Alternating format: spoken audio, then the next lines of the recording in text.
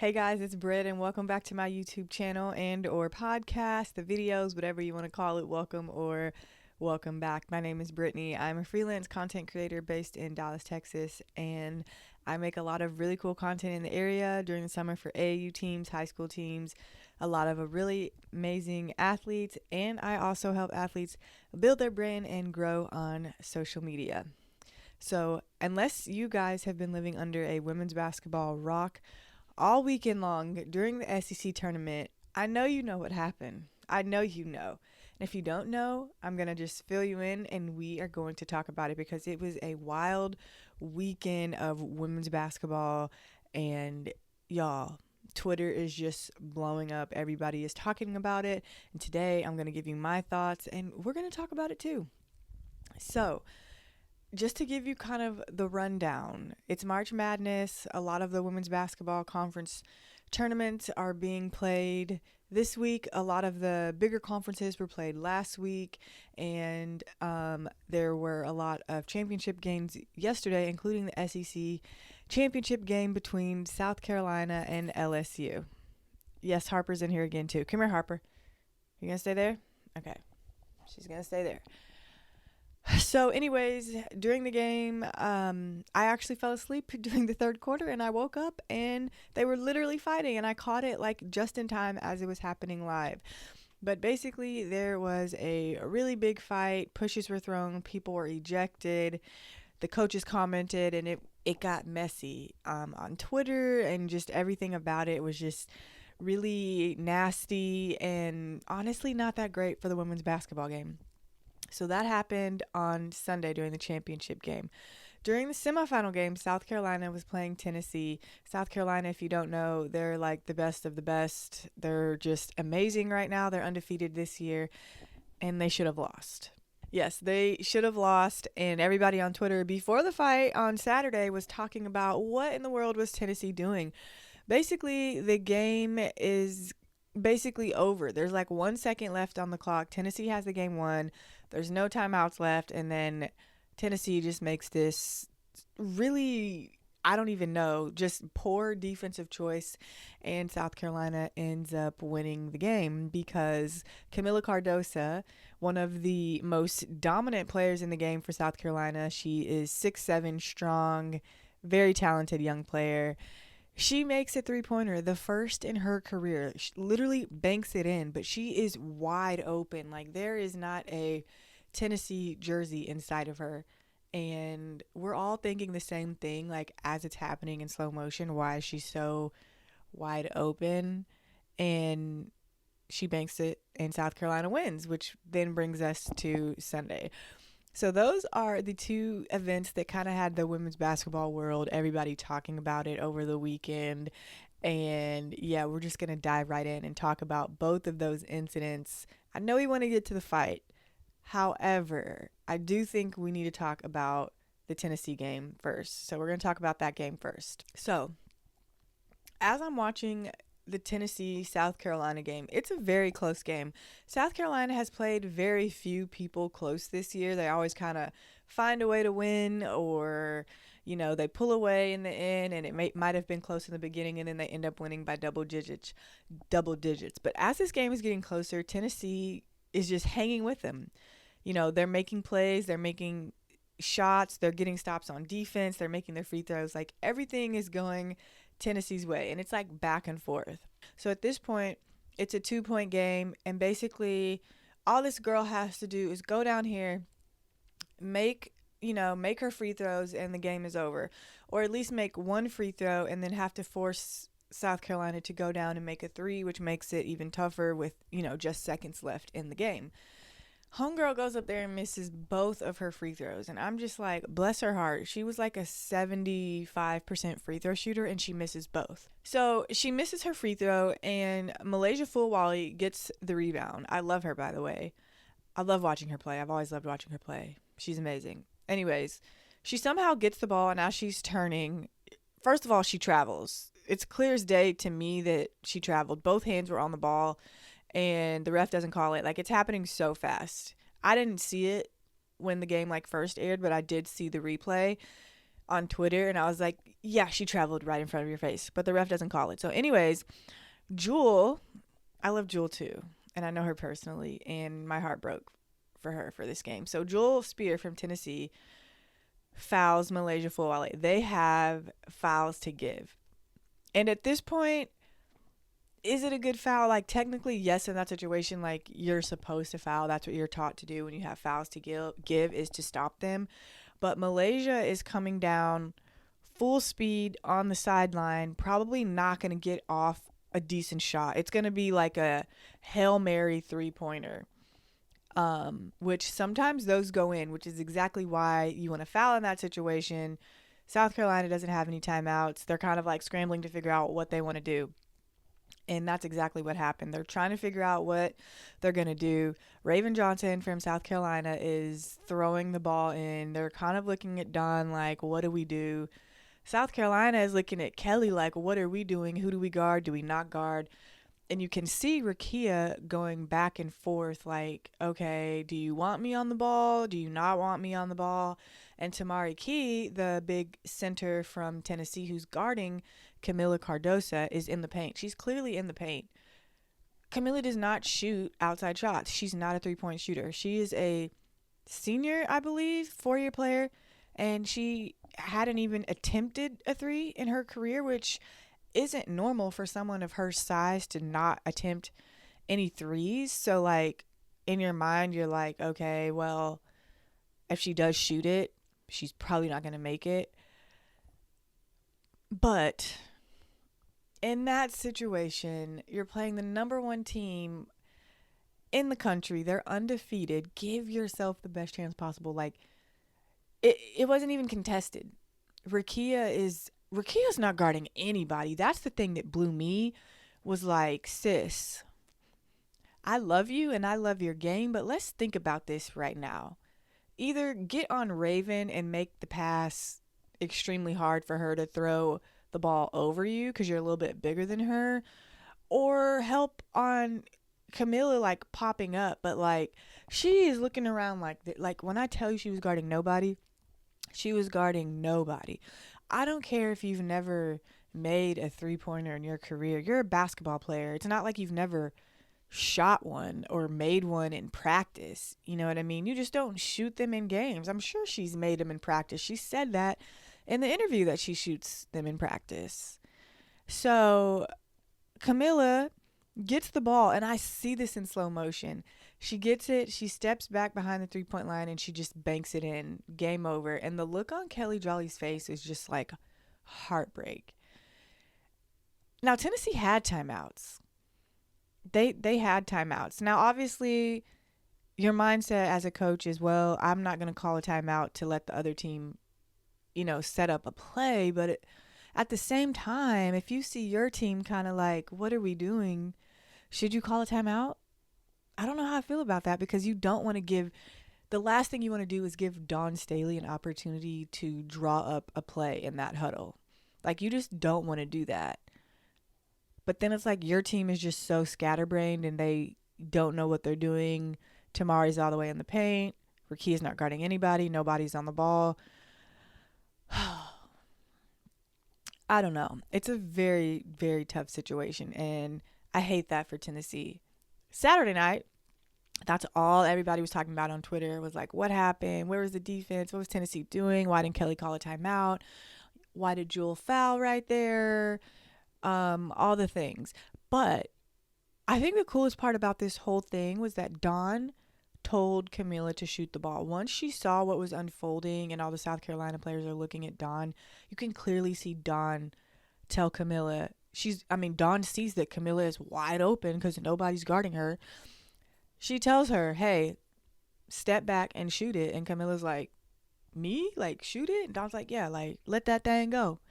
Let that thing. I wish my coach would tell me that. And I haven't made any threes my whole career. My coach tells me that. Like, I love Dawn Staley. So anyways, everyone is just talking about that on Twitter, how great the game is, how amazing it is. Like, everyone's excited for Sunday's matchup against LSU. And then Sunday gets here and, ooh, boy.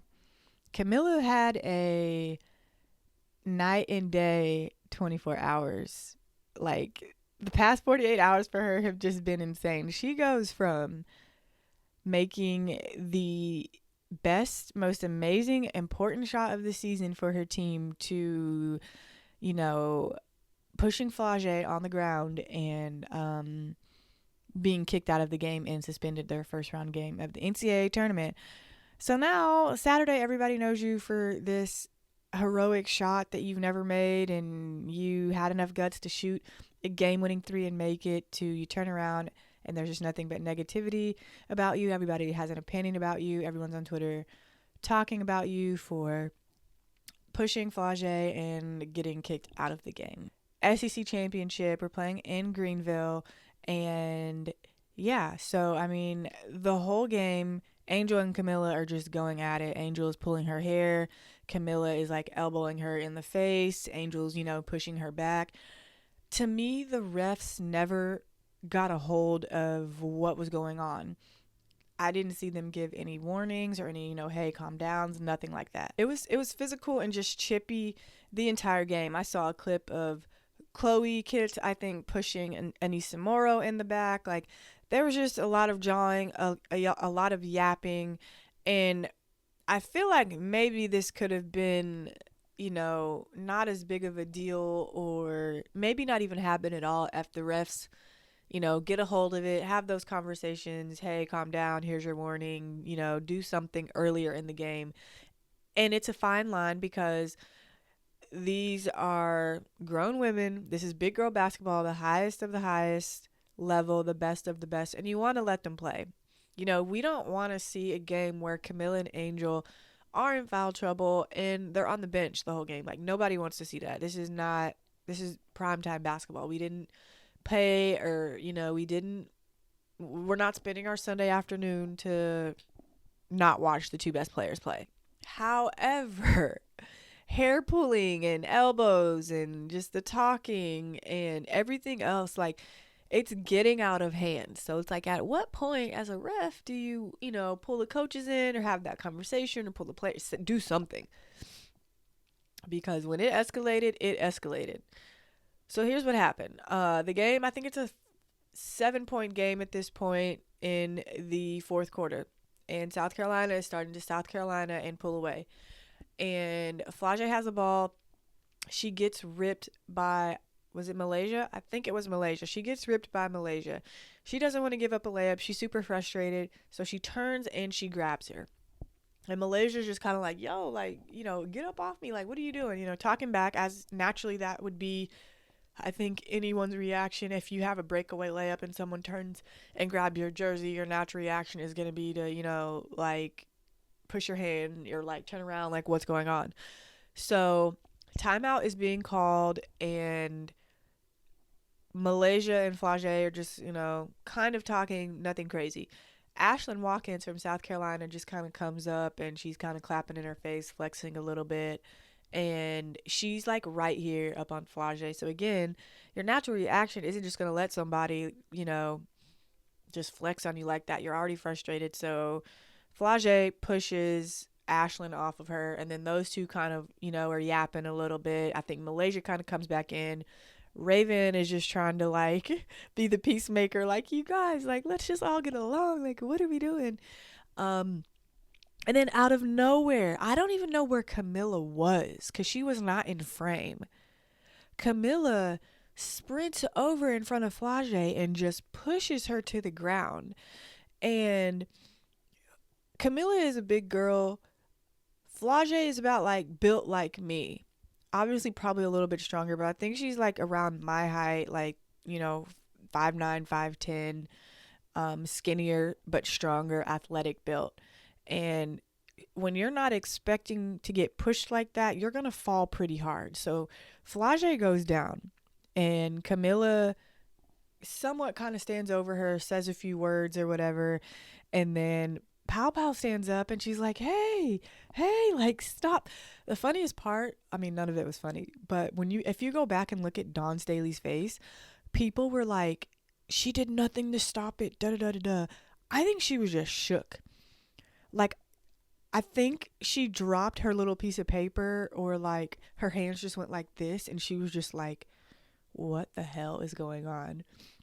Like, she was just so like, this is not happening. And then she kind of had to like snap out of it and kind of, gather herself and then go on or whatever. But anyways, then Haley Van Lith runs up and she tries to push Camilla. And I was like, okay, girl.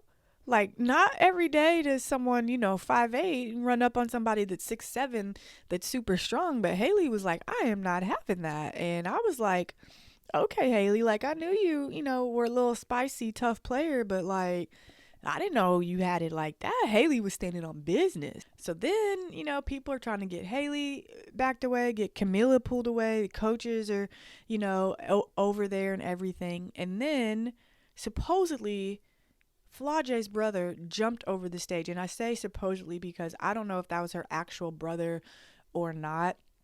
But whoever this guy was to flau'jae, in 2 hops, jumps from the stands over the scores table and like mushes Camilla in the back. And I was just like, oh, here we go. Like, this is crazy. Now, they did a good job of getting him like out of the mix, because I mean, it was like all girls and then like coaches. So I want to know what he was thinking. Like, I called my brother after that and I was like, bro, if that ever happened to me, I know you would have been like 10 toes down. And he was like, yeah. We were just laughing about it. But I'm just like, what were you really going to do? Like, what were you, I love that his natural reaction was like, nobody is messing with my sister. But again, being that it was like girls going at it, like, were you going to like throw hands with Camilla? I saw a tweet that was like, Camilla probably would have dropped him too. And I was like, she was bigger than him. But yeah, it was just a bad look. Like, the whole thing was just a bad look. You got people coming from the stands. You have the coaches. So many people getting ejected, not for fighting, but the rule is that if you leave the bench, a step off the bench during any altercation or anything like that, that you're ejected. So at that point, I believe Tessa Johnson was ejected, Chloe Kitts, I can't remember who else, and then everybody from South Carolina from LSU was just gone, and they finished the game with, I think, 5 players, and South Carolina had 6. And it was just wild to me. But then they said on the news that they would be ejected for the first round of the NCAA game. And I was just like what? But only Camilla will be ejected. So that's good news for both teams. And I'll have to say that 𝙻𝚎 Nichols, I saw you. Like, man, she was trying to get in the mix. 𝙻𝚎 went to DeSoto, which is the rival school that I work at Duncanville, and I had never seen her like that. I was like, 𝙻𝚎, oh my gosh, like, she was just ready. She had her teammates back. Anyways, the other thing that people are talking about is none other than Miss Angel Reese. And I was thinking the same thing while this is going on, and they're showing the replays on TV and everything like that. I'm just like, somebody's missing. I'm like, where's Angel? Angel went and sat her butt down. She, I guess, hurt her ankle the play before and has been a little sore, and she just went and sat down. Here's my thing. I'm not mad at Angel for sitting down. I am not at all. I don't know her personally. I've worked with her like once when she was in senior in high school, so obviously that was like 4 or 5 years ago, and she was sweet as can be, like super sweet, posting my pictures, like whatever, love her. And I'm a fan of her. I just love everything that she has done for the game of women's basketball the past year. I thought if something like that ever happened, this is just being on the outside in, I thought that Angel would be like in the mix. I'm like, nuck if you buck, like, what's up? And I thought that her natural reaction, hurt or not, would be to like go in there with her teammates, and Haley's in there and flau'jae's in there and Nisa's in there, everyone's in there, and it's funny, but it's not funny. She just hobbles to the bench and just walks down. Like, I ain't got time for this. And so a lot of people had a problem with that because obviously Angel is this big personality, this superstar, always has something to say. Even after the game, she kept saying, "We're not afraid of South Carolina. We're not afraid of South Carolina." And people like, well, okay, like, where were you when all this is going down? Obviously, like, she was hurt. And at the end of the day, you do have a brand and a reputation and a lot to lose for putting yourself in those situations. So again, I'm not mad at her for what she did. I think I was just surprised that she didn't like go throw hands. That's all. Just because of like the Angel that we see on the court who was, pulling Camilla's hair a little bit and talking and jawing with her, the beginning of the game. I think a lot of people maybe expected that. And I'm going to be honest, I feel like a lot of people probably wanted to see her, do that.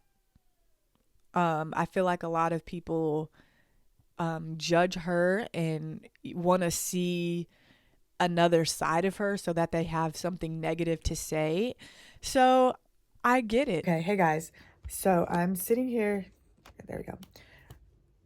So I'm sitting here editing this video, and I just want to clarify, or I guess say one last point about my thoughts on Angel after just seeing like what I said about it. I did think it was a little weird that she just sat down. I understand that she was hurt or maybe she wasn't like feeling very well, but I also think that in that moment, most people's reaction isn't to just go sit down. Like, even if you look at the South Carolina girls who weren't in the fight, you were still kind of like, yo, like, what's going on? Like, what is that? So I think for a lot of people, being that Angel has this huge personality and that, she's a very physical player, that something popped off and she didn't just go like get in the mix, have her teammates back, whether, pulling people back, whether she's talking, whether she's pushing or anything like that. So I think a lot of people were surprised again that like she didn't do that, because I think most people's natural reaction in a situation like that, when your teammates, when your sisters or brothers are fighting, is to, go see what's going on and try to like, de-escalate the situation. And she did not do any of those things. She minded her business and went and sat down, which again, I'm not mad at that. But I do think that like most people, their natural reaction is to go help defend their teammates, find out what's going on, or at least try to like break up the fight. And she didn't do either of those things. She chose to go sit her butt down and mind her business. So yeah, just wanted to say that, because I do think that like it is a natural reaction to go have your teammates back, to go, de-escalate the situation. And I don't know, it is a little weird that like she didn't do either of those things. And being hurt or not, like I would just assume that she would want to go do something. But again, I don't know her. We don't know what she's thinking or what she's feeling, in that situation. So, okay, keep watching. Yeah, so I feel like a lot of people were looking for Angel in that situation. And we all know Angel has a strong personality. She's always at the forefront of controversy and drama, and she speaks her mind. And she too has had a very up and down last year, from everything with Caitlin Clark in the championship game and her, throwing up the ring to being suspended. Nobody really knows why, and people saying that she's not playing well and saying negative things about her as a teammate, as a person, and stuff with her and flau'jae and their moms. She's finally, doing what she has to do, leading her team to the championship game. She's, SEC player of the year, having a great year. And it's like, we can't, acknowledge the good that she does. It always has to be something negative. And now it's like, okay, well, you should have had your teammates back. You didn't fight. Or people are mad that she didn't go fight.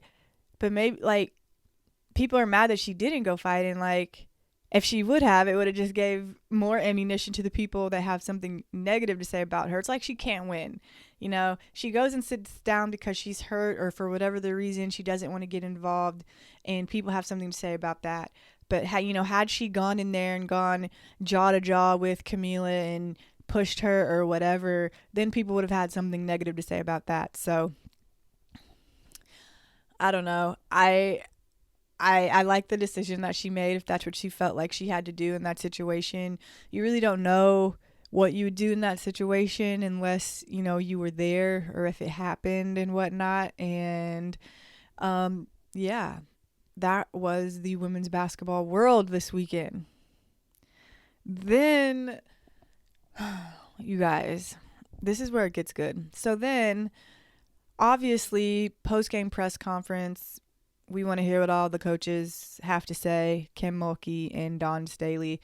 Dawn Staley, of course, was very classy and just very careful with her words. If you watch her, she's just very slow to think and say her words and just trying to get everything out, taking responsibility for her players, taking responsibility for what they represent and just how it looks for the game of women's basketball.